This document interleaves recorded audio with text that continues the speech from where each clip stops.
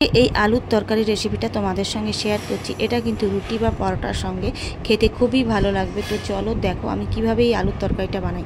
সবার প্রথমেই আমি এখানে বানাবো রুটি, তাই জন্য দেখো এখন আটাটা এই যে মাখছি। আটাটা মেখে 10-15 মিনিট এই যে রাখার পর এখন এসেছি এই যে রুটিটা ভাজতে। তো এদিক থেকে আমি রুটি ভাজি আর একদিকে আমি কুকারে কয়েকটা আলু সেদ্ধ বসিয়েছি। তো রুটিটা ভাজা হয়ে যাক, ততক্ষণে আমার কুকারে আলুটাও সিদ্ধ হয়ে যাবে। তো দেখো রুটি ভাজতে ভাজতে আমার কুকারের আলুটা সিদ্ধ হয়ে গেছে। এইবার একটু ঠান্ডা হওয়ার পর আমি যে একে একে করে সমস্ত আলুর খোসা সব ছাড়িয়ে নিচ্ছি।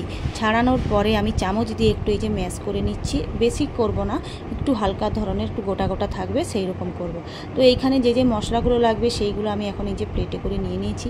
এখানে মশলা আমি নিয়েছি কালো সর্ষে, জিরা, বাদাম আর এই যে 3টে শুকনো লঙ্কা, একটু আদা বাটা আর ক্যারি পাতা। তো এখানে আমার আদা বাটা ছিল তাই জন্য আমি আদা বাটা নিয়েছি। তো তোমরা চাইলে কুচানো আদাও ব্যবহার করতে পারো। সবার প্রথমে কড়াইতে তেল গরম করে দিয়ে 3টে শুকনো লঙ্কা ফাটিয়ে তারপর দিয়ে দিচ্ছি জিরাটা একটু ভালো করে ভাজা হলেই এরপর দেবো এই যে কালো সর্ষে।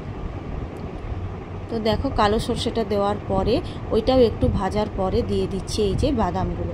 তো বলে রাখি আমার কিন্তু ক্যামেরা ধরার কেউ নেই, তাই জন্যে আমার প্রচণ্ড অসুবিধা হচ্ছে। তো যতটুকুই পারছি ততটুকুই আমি তোমাদেরকে দেখানোর চেষ্টা করছি।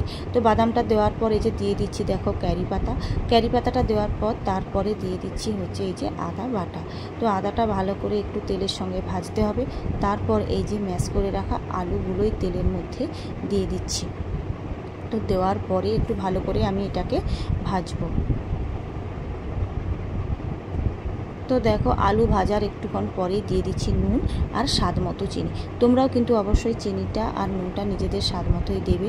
তারপর একটু অল্প লঙ্কা আর একটু অল্প করে হলুদ গুঁড়ো দিলাম, যেহেতু বাচ্চারা খাবে তাই জন্য বেশি আর ঝাল দিয়ে বানাচ্ছি না।